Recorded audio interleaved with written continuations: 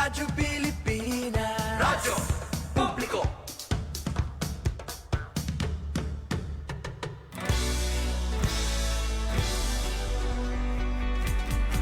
Mahalagang mga balita, napapanahong impormasyon. Kami ang inyong gabay pag may bagyo at sakuna.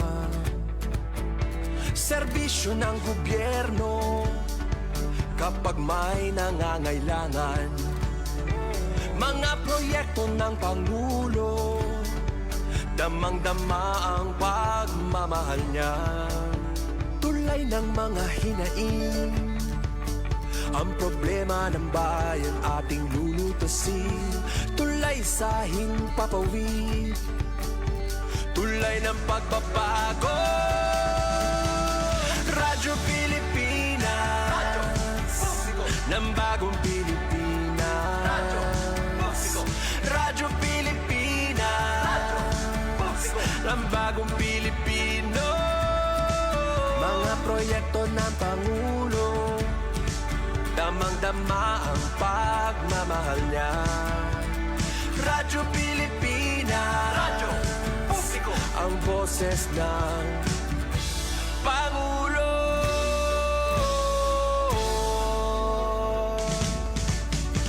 Karamay nyo kami, kahit malayo man kami nakakarating. OFW magsasaka, buhay ay iba't iba, san mang lugar ng bansa natin. Tulay ng mga hinaing, ang problema ng bayan ating lulutasin. Tulay sa himpapawid, tulay ng pagbabago. Radyo Pilipinas, Radyo Publiko, ng bagong Pilipinas. Radyo Publiko, Radyo Pilipinas, Radyo Publiko, ng bagong Pilipino. Mga proyekto ng Pangulo, damang-dama ang pagmamahal niya. Radyo Pilipinas, Radyo Publiko, ang boses ng Pangulo. Radyo Publiko, Radyo Pilipinas, Radyo Publiko, Radyo Pilipinas. Ito ang Presidential Broadcast Service Radyo Pilipinas, Radyo Publiko, ng Bagong Pilipinas para sa Bagong Pilipino. Naghahatid ng mahahalagang balita at impormasyon na guugnay ng pamahalaan sa sambayanan. Tulay sa himpapawid ng serbisyo publiko. Radyo Pilipinas, Radyo Publiko, ang boses ng Pangulo. Sa Sogod 104.7 FM. Radyo Pilipinas, Radyo Publiko.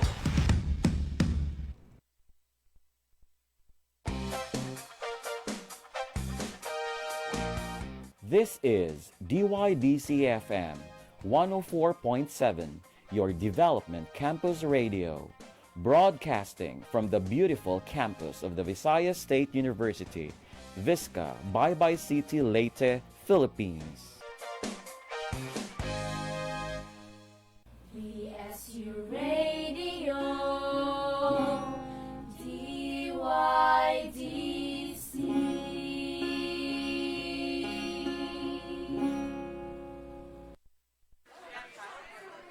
Dali girl, mag-TikTok na ta.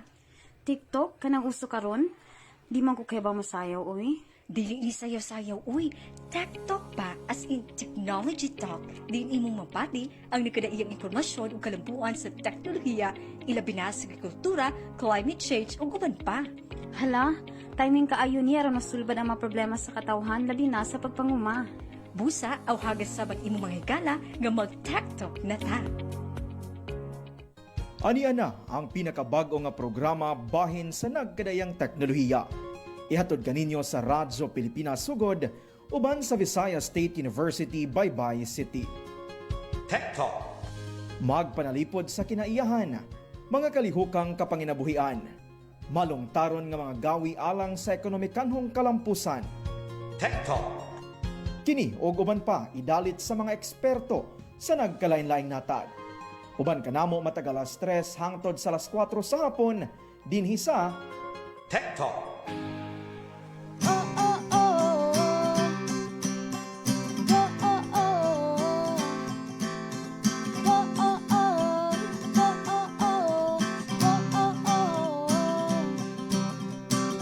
Curious ka ba sa tanang butang?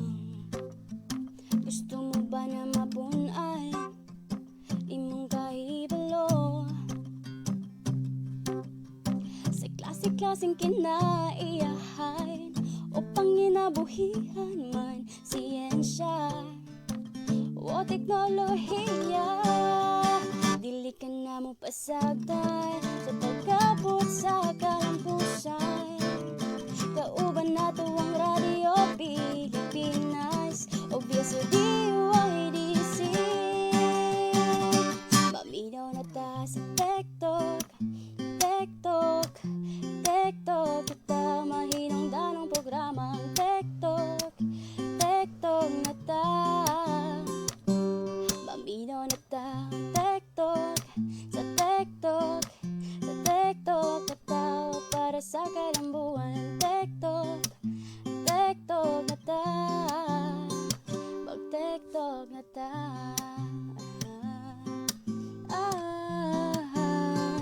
Mag-TikTok na ta.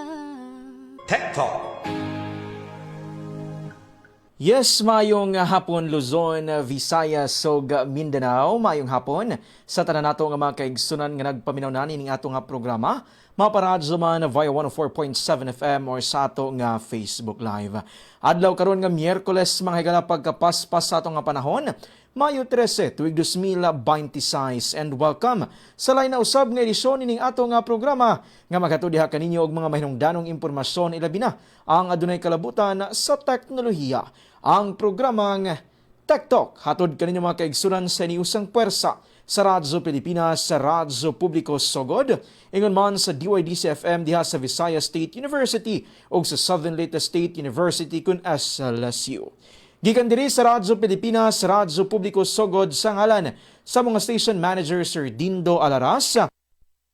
Ingon man sa atong kauban karon sa Master Control Kuya Jun Antegra, kini ang inyong alagad sa kahanginan na Alzon Malot. Mga higala, uban ni kami ninyo nining kahaponon para na usab sa lain nga episode, sa lain na usab nga mga pagpaambit og mga impormasyon diha kaninyo nga magamit usab no sa ato nga pang-adlaw-adlaw, especially sa ato nga mga mag-uuma no. And of course kauban nato sa kanunay sa pag-host nini nga programa ang DYDC-FM ato nga pangamustahon kay andam na usab diha sa Pikas sa linya. Mayong hapon kanimo kamusta, and palihog na lamang pog paila-ila sa ato nga bisita para nining adlaw, Micaela Gongora. Mikay, mayong hapon.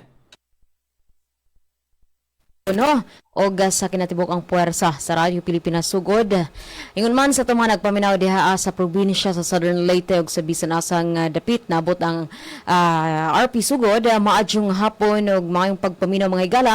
Mayong hapon usab dinhi sa atong tunghaan Visayas State University nga gipanguluhan sa atong presidente Dr. Pros Ivy Yepes. Og ingon man sa kinatibok ang dakbayan sa Baybay Leyte sa mga nagpaminaw nato dinhi sa Leyte sa Samar og sa bisan asa no, di nabot ang atong pagsibya maparadyo man via 104.7 or sa atong internet radio. Ingon man sa mga na-view sa atong Facebook Live mga higala. By the way, live ang atong programa karon ng Tech Talk. Bisitahan naman ang Facebook page sa VSU DYDC 104.7 FM ug sa Radyo Pilipinas Sugod. Sa bakaw sa pamadyong hapon og welcome ning atong tulumanon ang Tech Talk. Di na lain na usab nga teknolohiya, mahinungdanong impormasyon ang atong sayran karong kahaponon kauban ang buhatan sa National Coconut Research Center kon NCRC. Sa ngalan sa mo station manager Dr. Cristina Gabrilio, radio engineer Sean Villagonzalo, gini si Micaela Gongora, live gikan sa Visca, VSU Visca Baybay City, Leyte. Okay, so Aljon, dili na to dugayon pato nang ipaila-ila ang atong bisita karong kahaponon no, kay itong oras alas 3:15 naman. So Oo, atong welcome mga higala ang atong bisita si Engineer Mencius Lesedan, usa ka science research specialist sa NCRC. Atong hahisgutan no ang topic nga kabahin sa coconut fiber processing and grading. So, usa po ni sa mga interesado nga topic kay coconut fiber. So, ang atong gimauna-unaan is the abaca and the other fiber pa, no? Okay, so, atong welcome again si Sir Engineer Mencius Lesedan. Madyong hapon kanimo, sir. Mayong hapon, ma'am. Mayong hapon sa tanan. Mayong hapon, sir. O sa mga tigpaminaw, labi na ang mga mag-uuma. Sa nyining programa og sa atong mga nagtanaw sa atong live stream. Mayong hapon, kanatong tanan. Yes, oo, madyong hapon sa itong mga farmers diha, sa itong mga coconut farmers diha, Aljuno, sa Southern Leyte, ingon man diri sa Leyte. So, swak gid ni nga topic karong kahapon, no? Kining coconut fiber processing and grading. So, ang kining coconut nato, Aljon, or sir, no, ginoon gid ni siya nga tree of life, Yes. tungod kay damo kay siya og o maggamit gid halos tanan, no, from its roots sa iyang bunga, sa iyang dahon, etc. So karon atong hisgutan og unsa man ni sir ning coconut fiber processing. Ang coconut fiber processing, usa ta magkuan day tuod. Nalang ko kuan parang introduction gamay. Kay ngano importante ni nga ato hisgutan kay kasagaran sa ato mga mag-uuma, kupras magyud ang atong kuano, Correct. diba? Kasagaran mahitabo kining atong bunot panglabay ra. Dili pusulan ang uban himong sugnod sa ilang kupras. So common kayo na nga mga practices diri sa ato o bisag sa tibuok Pilipinas.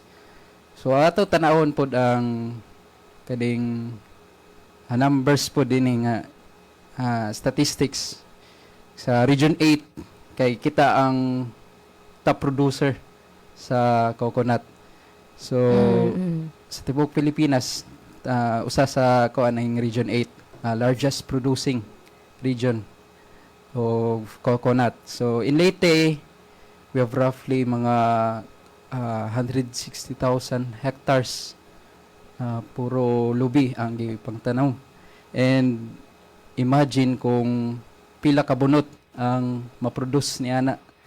So sa study po ni Engineer Pugosa, ni Sir Pugosa, 50% unutilized ang kanang coconut husk. So wala ilabog ra ang coconut husk. So sayang kaayo kung ilabog ra gyud ang mga bunot. O kung magkupras isugnod, sir, no? Mo na gamiton nga sugnod. Pero daghan pay mahimo ining bunot. So mo nang pinaagi ni ining coconut fiber processing. So kanang bunot man god is 30% ana is fiber og 70% ni ana is kining coco pit. Ni ginatawag natong coco pit. Ato i-discuss na unya kining coco pit. So ang bunot taas kayo na og lignin, ginatawag nga lignin. So it is a natural nga resin or natural nga mura og glue kining resin. So mao ni ang rason nga no dili kayo dali madaot ning bunot. So mo nang ang fiber sa bunot usa po ni sa pinakalig-on nga natural fibers. Kining fibers sa coconut. So kini ang rason nga no daghan po'y mahimo sa fiber ni ining coconut. So dili po ni pareha sa uban nga fiber nga dali ra mo kupos. Dali ra mo shrink kini nga fiber sa coconut. O kuan po ni siya resistant sa ginatawag natong sa kanang salt water gani ang tubig alat. So resistant ni siya. So sa una mao ning kining coconut fiber mao ning ginahimo nga rope, PC nga ginagamit sa mga barko or ships sa una. So dili ni madunot dayon sa kining seawater. So mo nang nindot gini ang coconut fiber or coconut coir, usa po ni natawag coconut coir o coconut fiber. So nagay market, nagay mabaligya ning coconut fiber. So unsaon man nato paghimo or pag-process nga tatat sa fiber processing na. Siguro sir, na before tamo sa fiber processing, ako lang pangamustaon ang kining industriya. Kumusta to sir ang coconut fiber industry? Di ba kay dili man gyud siya Yes. ginagamit dito sa Region 8 no? How about sa Philippines in general sir? In Philippines, kung ato tan-awon gyud is medyo dili pa gyud medyo hinay pa ang market locally sa Philippines. Pero hinay-hinay na daghanay products nga mahimo ining coconut fiber. Kay usa sa kuan pod is eco-friendly siya. So kining coconut fiber nato gina-export pod ni sa uban nasod. But there is sa ato region 8, I think wala gyud kayoy kanang sa local market, so wala pay kuan gyud kanang established nga kanang mabaligyan ini nga coconut fiber. Nata sa Maybog diri sa Baybay, but I think na hunong na ang ilang kuan dito planta. So sa ako pa kaybaw. No, so hopefully ma-promote pag yun na siya sir no, Yes. ma-promote para makaibaw mga tao nga oy na pwede man dayon ning kaning bunot nga i-process para magamitan pa no, instead nga ato rang isugnod or ato rang ilabog. No, so Value isa adding yeah. pwede kayo na siya value adding kay sa kuan Aljo no, sa kinibitaw mga kalubian daan nato sa Southern Leyte, usahay gani kay itapunok ra ni sir niya kuan ba jud na usay puy-an og mga mga has diha ano tungod kay itapok ra man lagi niya sunod na pud kupras. Oo, so karon mga higala ato nang hisutan kung unsa man ning proseso sa coconut fiber processing and grading. Sige mama. So giunsa man ni kining bunot nga mahimong fiber. So unsaon man nato pagkuha sa fiber gikan sa bunot. So naay tutulo ka pamaagi. Una is chemical processing, naabot tay tawag nga biological processing o mechanical processing. And commonly gyud nga ginahimo or ginagamit nga process is kining biological o mechanical processing. So sa biological processing moagi gyud ni og ginatawag nga process nga rating. So unsa man ning rating? So mo ni ang pinakakaraan o traditional nga pamaagi sa pag-extract og fiber gikan sa bunot. So ang paghimo niini ihumol ra ang bunot sa tubig. So pwede sa sapa, mga brackish water, sa limaw or sa pond pwede po na, or pwede gani sa kanang mga tangke. So ihumol ni sulod sa mga 1 to 10 kabuwan. So inana kadugay, pero depende pod sa mga na may mga environmental factors nga makapaspas pa sa pag extract sa fiber or pag humok sa atong bunot. So sa paghumol na ay mga ginatawag nga microorganism, mga bakterya nga mao ni mukaon sa katong ginatawag nga pectin nga mopahumok sa kanang bunot. So napoy study nga gistudihan nila nga naay lain-lain nga mga strains sa bakterya nga makapapaspas sa process sa kining rating So imbis nga 6 to 10 months, iba-ibanan og mga 2 to 3 months. So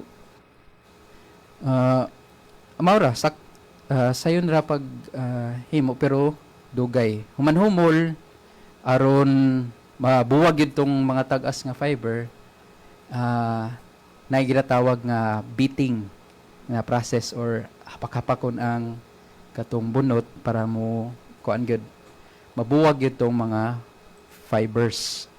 So katong napoy mo gamit og kahoy, napoy mo gamit og puthaw. So simple ra siya nga process but again dugay.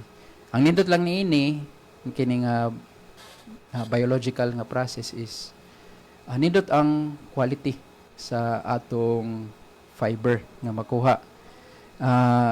Nindot ang yang color medyo light siya. So maglangay lang yun. O niya kung ato ihumol pod sa sapa, so makakos pod og pollution sa tubig kay taas man ni og sodium, taas daghay po'y makadaot sa atong natural resources. So mo na ang tawag ni biological nga process. So ang ikaduha ana ay kini nga common gyud kaayo. Mao gini ang pinaka common nga process is mechanical processing or ginatawag po ning kanang decortication. So mo ni ang paggamit og makina nga ginatawag og decorticating machine or decorticator. So kining makina naa siya'y ginatawag nga rotating nga beater. Pareha tong giako gyud nga beating napod toy rotating nga beater nga mao toy mura siya ngipon nga magtuyok aron mubuwag ang fiber sa bunot. So dugmo ko niya ang bunot para ma-separate ang fiber og katong ang iyang dust or ginatawag nga kukupit. So nailain-laing klase nga kuan decorticating machine. Depende sa scale pod sa production na ay ginatawag nga mga small scale nga decorticating machine or decorticators. Kini nga mga small scale is maayo ni sa mga cooperatives, maayo ni sa mga gagmay nga mga association sa mga atong mga coconut farmers. So compact lang ni siya, kining sayon ra i-transport, mobile siya, portable, o mo cost lang ni siya around 70,000 to 150,000 I think pesos. So medyo mahal pod. O kasagaran gamiton ini nga motor or engine niya is mga 12 horsepower to 16 horsepower. So sa usa ka oras nga pag-process around 500 to 1,000 nga bunot ang inyo ma-process gamit ini nga mga machine, mga small scale nga mga decorticators. So approximately mga 30% ato nga timbang sa bunot may fiber nga makuha. So sa kuan di ay sa kining mechanical nga process usa di ay isa lang ang bunot. Para dali pod siya ma-extract ang fiber, kinahanglan ni siya ibabad sa tubig For pila ka kuan, sir? 24 hours 24 or more. hours. So para humok ang bunot nga dali ra siya ma-extract ang fiber o dili pod mo bara sa machines. Yung kung ma-process na to sa machine, sir, no, after ato, fiber na siya. Oh, Or napay- fiber na siya, ma'am. Pero naa pa siya ay mga sagol-sagol. Di pa Dili pag yun kanang naay napay mga keyword yun process. nga. Oo. Pero unya mahisgutan nato kanang i-grade napay grading Okay. na process. So diha sa pagkuan lang ma-separate ang ginatawag nga coco peat o coconut fiber. Pero sa coconut fiber, pagawas na ana sa machine, napay mga tawag ini pundok nga mga fibers. So kinahanglan napay Other process. other process. Okay. By the way, sir, no, adunay pangutana di ay gikan sa atong partner station. So, yes, Aljon? Oo, para atong mahisgutan po na no and matubag sa atong expert karon. Atong bisita. Yes, daghang salamat Mikay, and sa makausapa mayong hapon Engineer Mencio Solisidan. Thank you sir sa imong paggahinog oras no nining ato nga programa nga Tech Talk. Maanindot Mikay no nga ato nga sir Engineer Mencio nga ato nga hisgutan ang kini nga inobasyon or teknolohiya gumikan kay sa giingon pa nimo Mikay kanina no murag taas kaayo ang waste no niining ato nga mga kining coconut nga mga bunot no kay in fact ngani ang uban ipangtambak lang and only to find out nga naa pa day mas dako niya nga value no more than sa ato nga kasamtangan nga ginabuhat nga usahay dauban aron mawalang lamok no mora man gina ang kasagaran nato nga mga practice. Now engineer gimension na nimo kaganina engineer no ang traditional and even ang mechanical nga pamaagi sa pagproseso nining ato nga mga coconut fiber.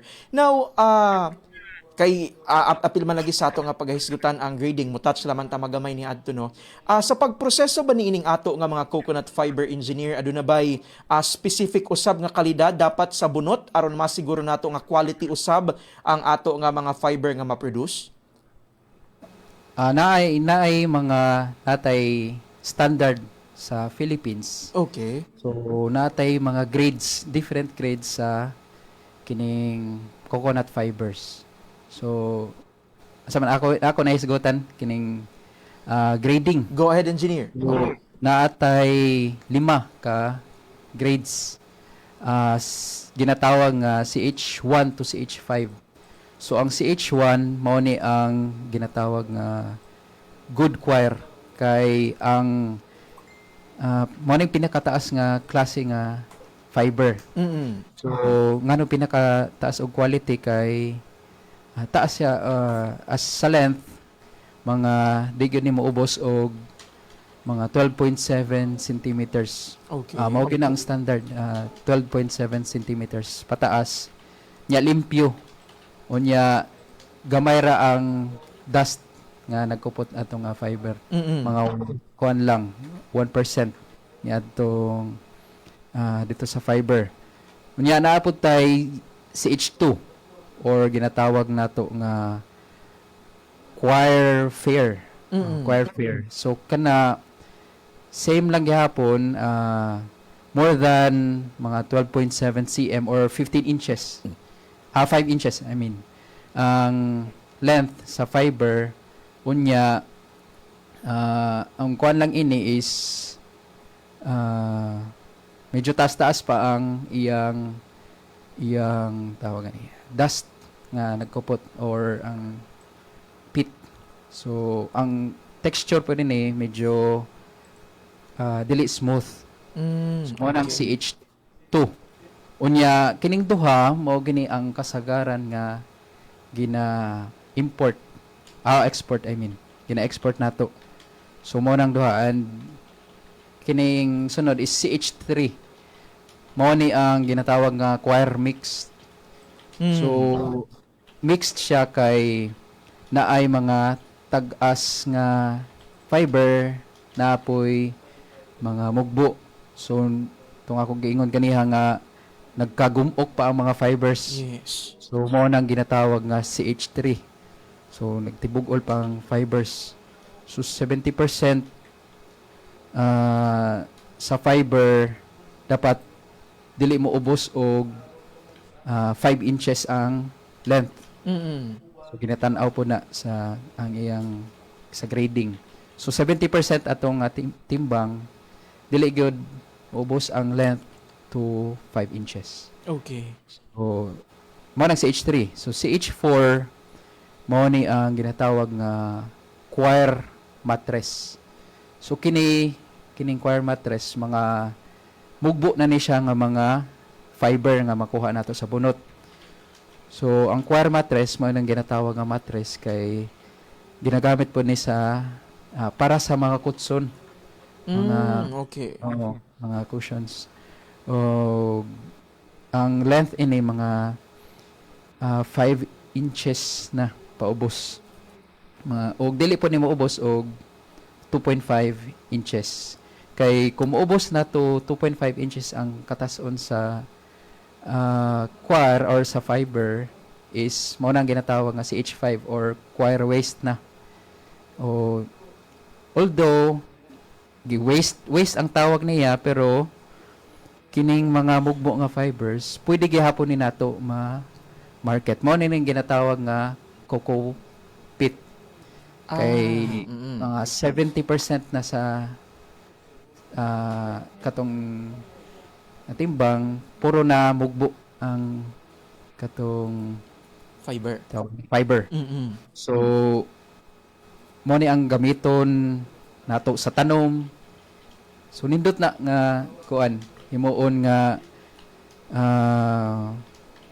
sa garden as a soil conditioner, pwede ni sa kanang mga seedlings nga gamiton himuon. Usa po di ay kaning soilless farming nga ginatawag nato nga hydroponics gani. Mao ni po ni ang kasagaran nga ginagamit. So dili siya waste jud, kining cocoa pit daghan gyud ni gamit. Either napoy gani kanang oil spills, mga oil spills sa dagat. Yes. So pwede po ni siya mo-absorb magamit kay ang coconut husk man god taas kayo og water holding capacity or taas kayo mo absorb og tubig. Unya as I said ganiha sa seawater di siya dali daot. Unang magdugay gid siya sa dagat. So kung naay oil spill, so may nindot usa ka kuan nindot nga gamiton kay number 1 is eco-friendly. Yes. Siya. So mo ni nakanindot sa atong coconut fiber.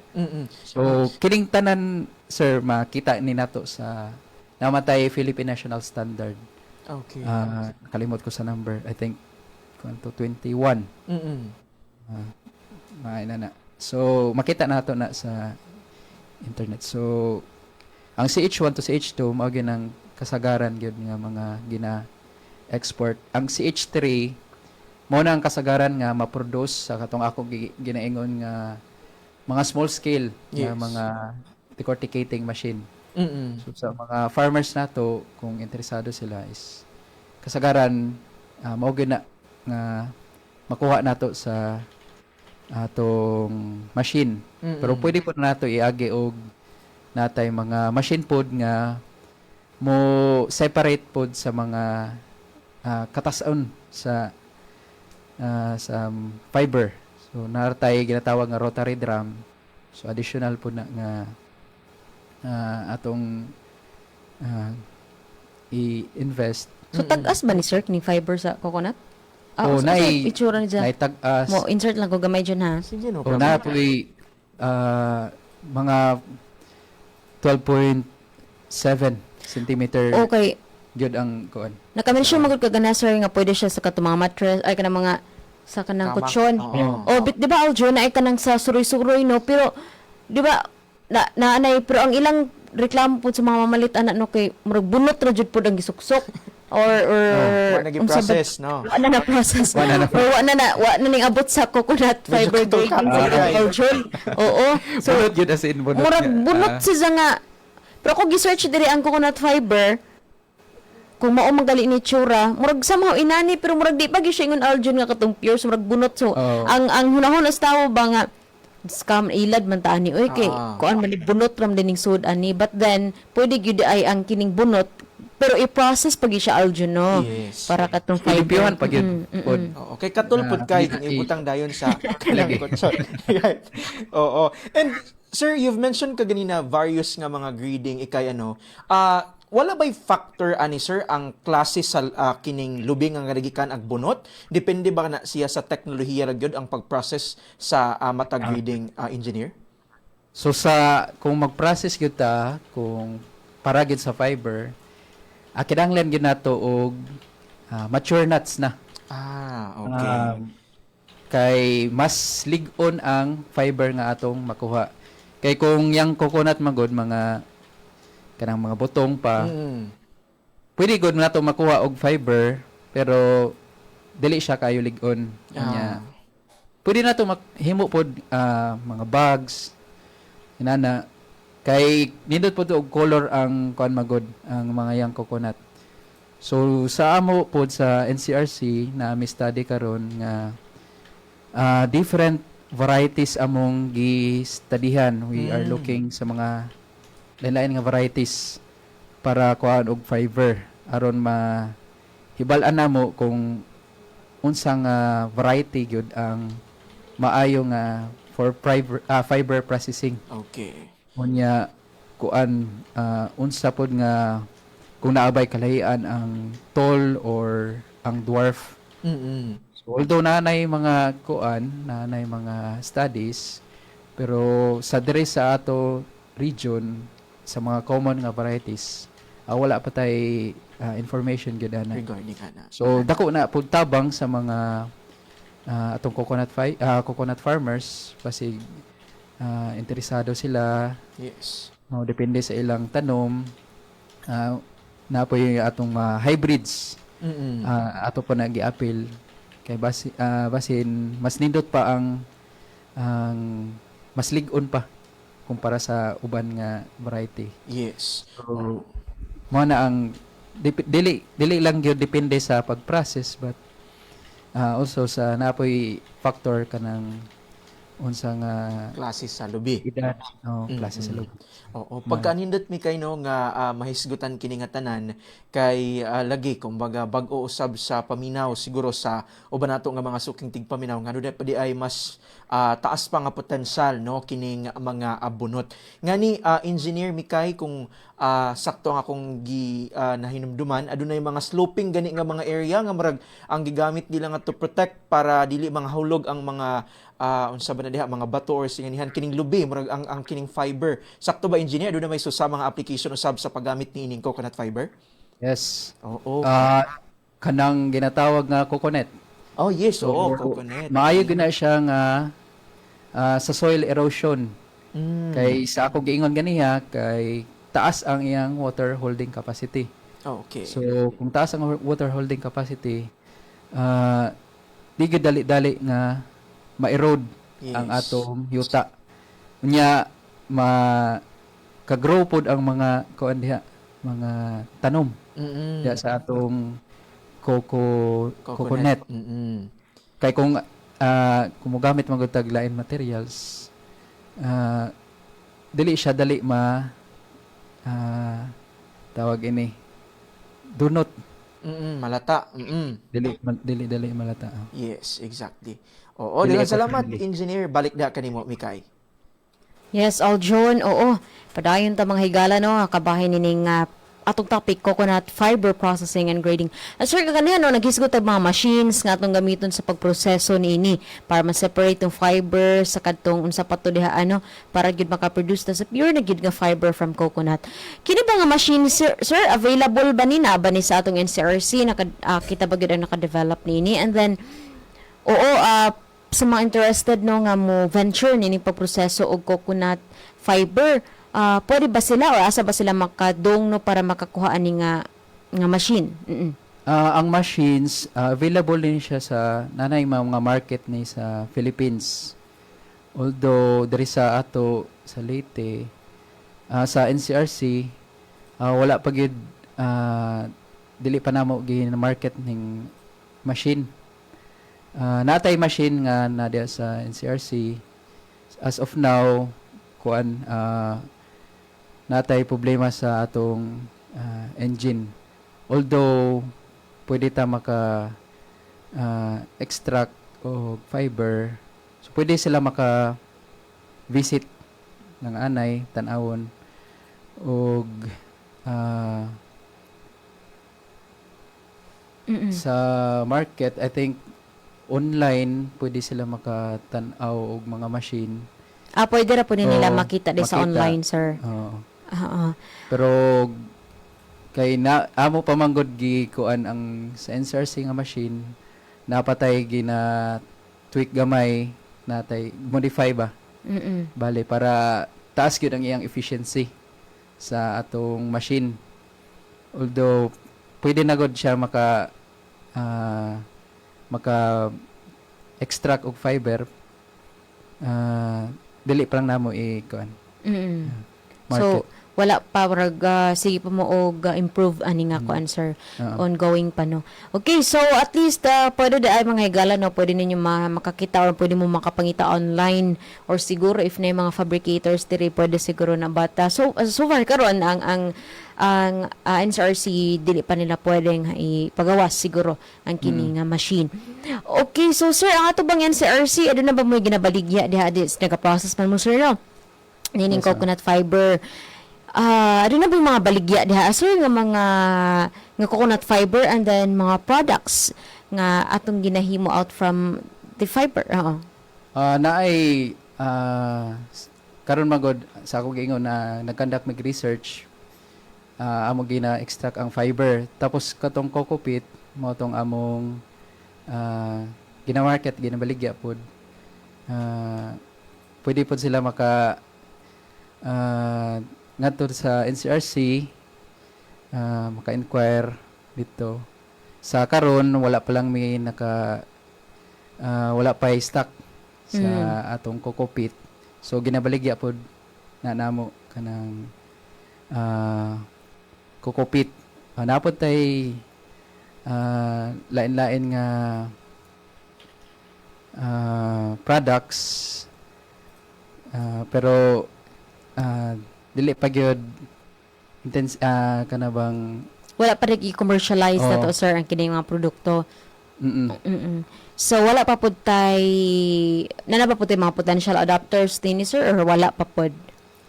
As of now, wala pa pod kay dili pa mi ka conduct og di pa mi ka conduct og training tungod kay tong amo facility medyo kuan pa kanang for repair. So as of now, mga maybe at the end of this quarter or this year sa last quarter, siguro pwede namin maka-conduct og mga trainings on how to extract kining coconut fiber using katong machine nga nasa NCRC. Okay. So yes, we are looking forward, sir, no, nga sa mga interesado nga mga farmers aron usab magamitan paljo no ang kini mga bunot dili lamang malabay ra or masugnod ra, makahimo makapahigayon ta og trainings and other nga mga activities no nga makapacitate ato mga farmers unsaon di pagproseso ang kining coconut fiber. Unsaon din ni si Jano kay there are 3 major processes mga isutan ni Sir ganiha katong biological, mechanical, ug katong sa tungod sa sir chemical. Oo, so hopefully lagi atong makapacitate atong mga coconut farmers diri sa Region 8. Okay, so Aljon, wala ako'y pangutana sa akong side. Doon na ka pa ba pangutana diha, Yes, katapusan na lamang Mikay, sir, sa mga interesado nato nga mga farmer organizations, sir, no, nga mukat-on ining ato nga pagproseso niining mga coconut fiber. Pwede ba, sir, sila nga makakontak sa inyo nga buhatan? If yes, asa man nila i-address no ang ilang kining letter request, sir? Yes, sir, sa at among director si Dr. Marcel Leorna, may pwede na to i-address ang letter pero as of now, as ako giingon, dili pa ta ka conduct of training, but magpasabot rami sa ato mga coconut farmers kung kana sa gyud ang ready na gyud ang atong facility. Alright, oo. And we are looking forward, ikay, no, para sa dugang pa nga mga diskurso kabahin ni ini pohon-pohon if mahumana labi na ang studies nga ongoing, no, sa NCRC para sa pagpalambo nining naasoy nga produksyon. Daghang salamat, Engineer Mencios Lisidan. Balik kanimo, Mikay. Yes, daghang salamat sir. Daghang salamat Engineer Mencios Lasidan, Science Research Specialist sa NCRC. Basta na kay message or ganahan i-shoutout before tahingpit nga manamilit sa tumasuking tigpamina. So again, salamat sa pag-invite and salamat sa mga naminaw, especially sa akong wife na nasa NCRC pod. So daghang salamat sa tanan. Yes, sa mga suking tigpaminaw ng hinaot ding ano na may nakatunan sa karon nga episode din ng atong tulumanong Tech Talk. Daghang salamat sa mga kasapa sir and of course sa atong buhatan sa National Coconut Research Center. Oo, akong NCRC sa aktibo nga pagsuporta nining atong programang Tech Talk ingon man sa atong partner station Radio Pilipinas Sugod. Sa kanan sa among station manager Dr. Cristina Gabrilio, radio engineer Sean Villa Gonzalo, kini si Micaela Gongora ang inyong kauban nining programang Tech Talk.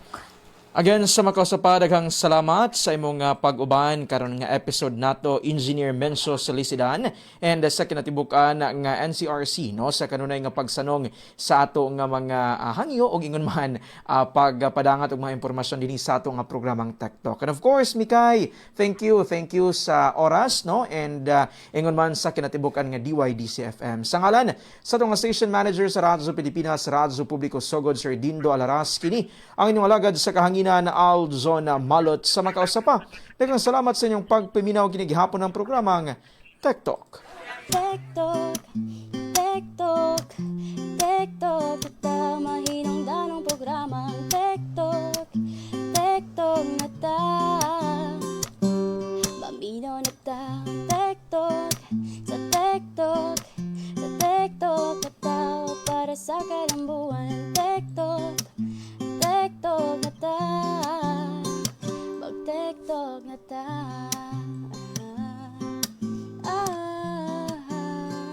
Mag-Tech Talk na ta.